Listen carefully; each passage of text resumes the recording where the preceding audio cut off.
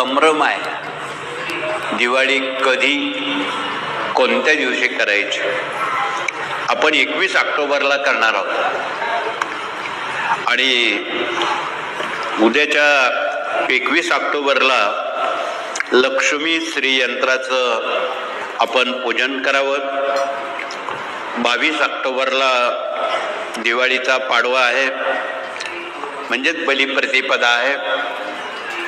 त्या दिवशी तमाम भगिनींनी आपल्या पतिदेवांचं पूजन औक्षण करायचं आहे. त्याला बलिप्रतिपदा असं म्हणतात. 23 ऑक्टोबरला भाऊबीज आहे. भाऊबीज आपणा सर्वांना विदित आहे. वर्षातून 2 भगिनींचे महत्त्वाचे सण येतात. त्यात भाऊबीज आहे, त्यात रक्षाबंधन आहे.